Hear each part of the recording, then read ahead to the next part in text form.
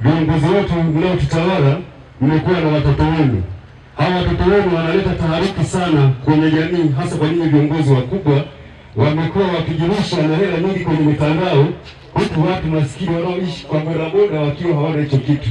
Hivyo kwa hilo jambo ni kuombe kiongozi ukaliangalie kwa kina, hasa watoto wenu mlionao. Viongozi wakubwa wote wamekuwa ni tatizo kubwa kwenye taifa letu hili, wakitumia rasilimali zetu. Tukiona mtu ameweka mamilioni ya pesa ametuma kwenye mitandao. Hivyo niwaombe sana mkakae na watoto wenu ili kuona haki ya msingi inapatikana kwa sisi ambaye tunaganga kwa shilingi 20 kwa shilingi 10, maana taifa hili na sisi wote. Asanteni sana. Asante. Kwa kama serikali tutambue nafasi ya imani kwa watoto ili waweze kwenda vizuri. Itakuwa ni rasilimali nzuri kwa taifa la Tanzania. Na kingine, kama watumishi wa umma, angalau hata kama mna mishahara mikubwa, mmepata mafanikio, mjaribu kuwa wastaarabu, kujua kwamba hawa watu tunaowaongoza wanaangalia, wanapiga hesabu. Tuna watoto wa chuo wamesoma, hana kazi ya kufanya, hapokee mshahara, lakini anapiga hesabu kwamba mkuu wa mkoa anapokea mshahara kiasi fulani. Lakini tunaishi naye kwenye mazingira, kuna vitu alivyowekeza. Hivi vitu alivyowekeza, je, ni haki? Ni vinalingana na mshahara anaopata? Haya ndio matatizo ambayo yanatokea sasa. Imefika sehemu kwamba tatizo lililotokea hili, kuna watu wamelengwa kulingana na rasilimali ambazo wamewekeza, lakini watu walikuwa wanafikiri kwamba huyu mtu kulingana na hivi vitu alivyowekeza hivi sio sawa. Mshahara anaopata labda pengine milioni 10, vitu alivyowekeza ni vya mabii ya fedha. Sasa huyu mtu kimwambia kwamba mshahara ninaopokea ni ngumu, hawezi kukuelewa. Ni vijana wenye akili, wanasoma, wanapiga hesabu. Kwa sasa wakati mwingine maadili kwa viongozi ya ulafi wa rasilimali kodi za Watanzania ziwe na heshima.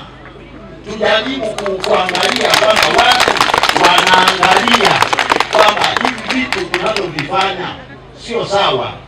Wakati mwingine wazazi wanawashirikisha watoto wake kwamba mimi nafanya biashara lakini nahangaika kulipa kodi. Wakati mwingine mzazi labda pengine wamepishana na afisa TRA, kodi sio rafiki, na huko anahangaika kumlipia mtoto kodi. Mwisho wa siku kupitia hii kodi ndio rasilimali ambazo zinapatikana, ambazo serikali inafanya kazi.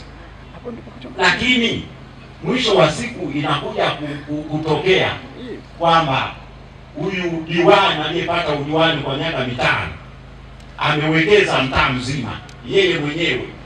Sasa huyu kijana anajiuliza kweli kama huu ndio maana leo vijana wengi wana kalama mbalimbali, lakini wanakimbilia kwenye siasa kwa sababu ya mambo haya. Naye anataka maisha mazuri, lakini pamoja na kwa hayafati haki wanakimbilia huko. Lakini wakati mwingine wanapiga kiundani zaidi kwamba huyu amepata manufaa lakini sio haki. Inapotokea chuki kama hii, ndio inafika sehemu sasa vijana wanaenda kwenye rasilimali za mtu binafsi, za umma. Ndio hapa ambapo tunasema mtoto huyu akifundishwa kwamba hiki kitu ambacho serikali imewekeza ni kodi za baba yako, ni kodi za mama yako. Hao watoto pengine hawana elimu ya kufahamu kwamba anapoharibu anaharibu mali ya kwake yeye mwenyewe. Hii ni mali ya jamhuri. Sasa tumejikita kutoa elimu ya Mungu ina upana sana. Sasa huyu mtoto akipata elimu ya Mungu na elimu dunia, anakuwa ni mtu mzuri sana ambaye anaweza akamtendea haki mtu. Asante.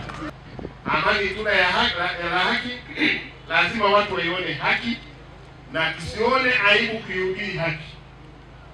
Mwalimu alisema ukweli una tabia moja, Mwalimu Nyerere. Ukweli una tabia moja. Ukiupuuza ukweli lazima ujilipize kisasi wenyewe. Sinaelewa. Na ndio nalo wote mimi ningetamani kwa muumini wa ukweli, muumini wa haki. Kwa sababu ukweli na haki vinakuweka huru kwa nafsi yako.